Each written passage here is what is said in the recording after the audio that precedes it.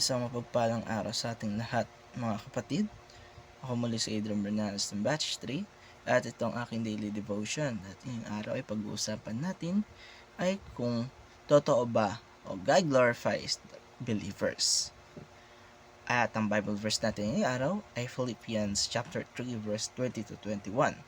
Sinasabi sa ating scripture ngayong araw na Philippians chapter 3 verse 20 to 21 ay for our conversation is in heaven, from whence also we look for the Savior, the Lord Jesus Christ, who shall change our life, our vile body, that it may be fashioned like unto his glorious body, according to the working whereby he is able to even subdue all things unto himself. Alam ba natin ang glorification ay ang final step sa ating salvation journey? Kapag bumabalik na si Jesus, bubuhayin niya ang lahat ng believers na namatay at babaguhin din ang kanilang mga katawan noong buhay pa sila. Isipin natin ng mga moment na walang sakit, walang kasalanan at wala ng kamatayan. Tayo magta-transform ng buo at ang ating bagong katawan ay magiging kagaya ng resurrected body ni Christ, perfect, holy, at glorious. Ito ang ultimate hope nating mga Kristiyano na one day we will be fully restored spiritually and physically to be with God for eternity. Para naman sa ating teachings ngayong araw ay unang-una, glorification begins at the resurrection.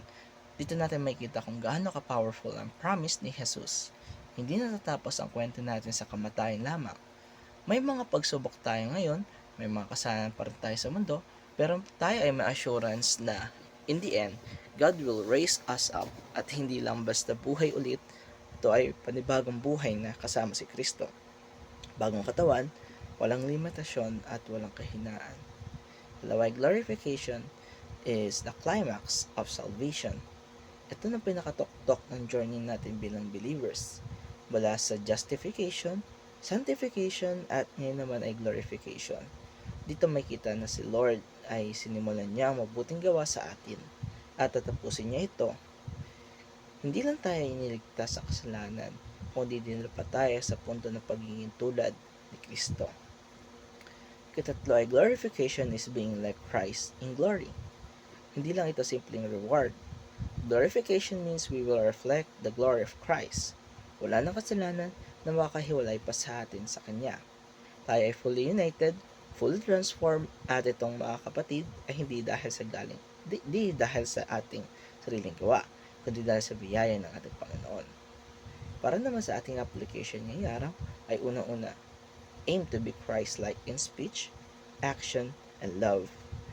Kung glorification ang ending natin, simulan natin mamuhay ng katulad kay Kristo. Mag-practice na tayo ngayon. Ito ay iarte natin sa ating pananalita.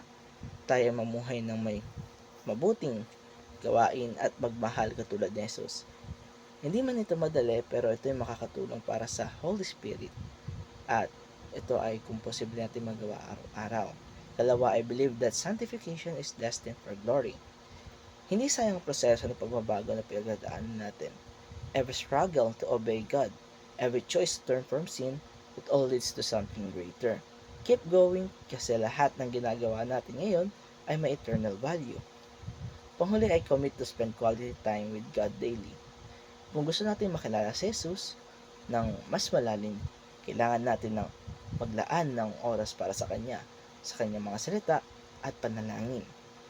Yung mga consistency natin sa presensya ngayon ay maghahanda sa atin para sa eternity na makasama siya. At dito nagtatapos ang aking daily devotion, mga kapatid.